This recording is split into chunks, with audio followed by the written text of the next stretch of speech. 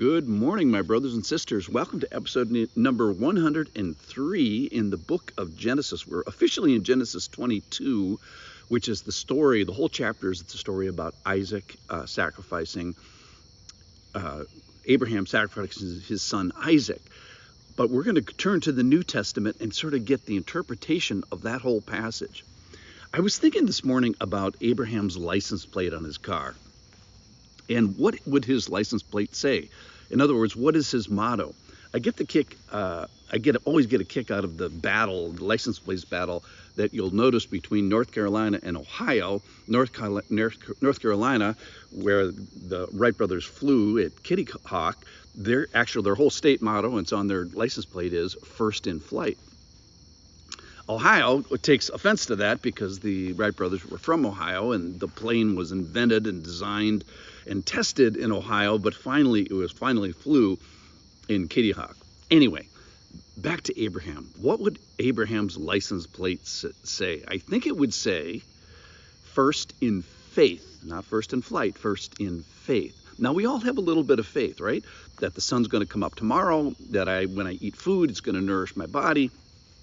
But there's something special about Abraham's faith that would make it license plate worthy, and that is, it is resurrection level faith. So if there was room on the license plate, I think his license plate would say first in faith, but specifically first in resurrection faith. Now, the story here is from Genesis chapter 22. I'm just going to read the first verse. After these things, God tested Abraham and said to him, Abraham, and he said, here I am. He said, take your son, your only son Isaac, whom you love, and go to the land of Moriah and offer him there as a burnt offering on one of the mountains of which I tell you.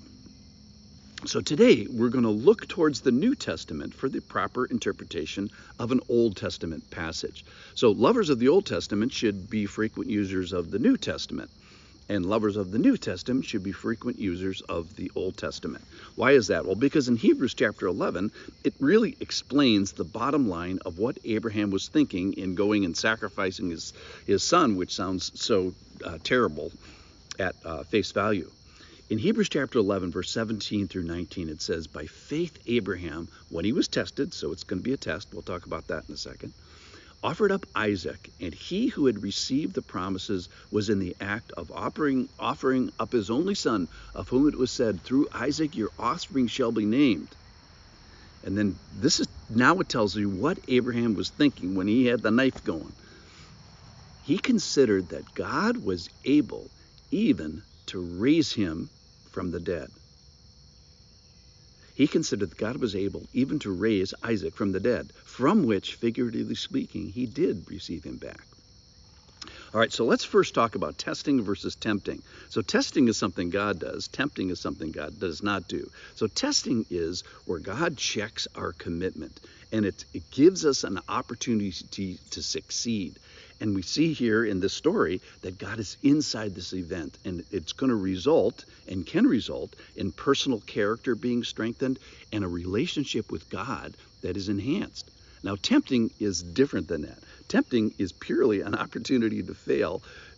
It can cause us to sin, and God does not do this. We do this to ourselves.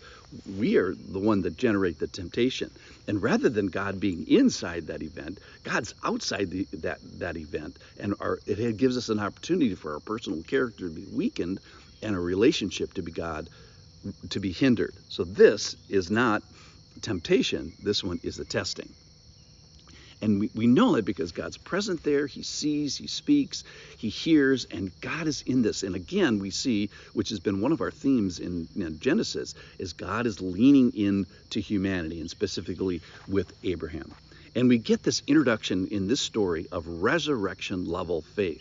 So Abraham is believing that he and Isaac are coming back to the servants. So in Genesis 22:5 it says, then Abraham said to the young men that were accompanying him to go on this sacrifice trip, he said to the young men, stay here with the donkey, and I and the boy will go over there and worship and come to you again. So Abraham believes that the Old Testament also says that we're going to go worship, we're going to go sacrifice. It's going to be a sacrifice of Isaac. He's going to be resurrected from the dead, and then we're going to come back to you.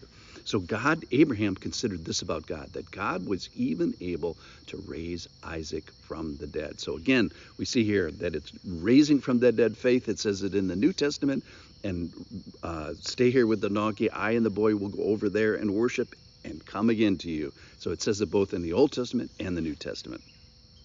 So of note, we are now Abraham's children of faith, in his family of faith, if we do what? If we demonstrate the same kind of faith. That is, the same object of faith. That's God. The same object of faith regarding his power, the resurrections. So many of your closest connections with God have come in the birthing suite. So it's God bringing forth life from nothing the first time. Similarly, Abraham here considers, before he has all the information, that's kind of the definition of faith, whether God can bring forth life, not from nothing, but from something that is dead. So can you, Lord, El Shaddai, the Lord of all power, do you have this particular power to bring forth life? Specifically, do you have the power to bring forth life from death? So back to Abraham's license plate. I think it's on Abraham's license plate, first in resurrection faith. Now here's the challenge. It's for every one of us now. So every podcast listener has to ask this question. Every Jew, every Muslim, every Christian, every Catholic, every Protestant, every Asian, African, North American, European must ask this question. Do I have resurrection faith? So this is a test to check our commitment to the Lord. It's an opportunity to succeed. We know that God is in this question. And if you answer it right, your personal character can be strengthened. Your relationship God can be enhanced. So yes, it's on Abraham's license plate. He was first in resurrection faith.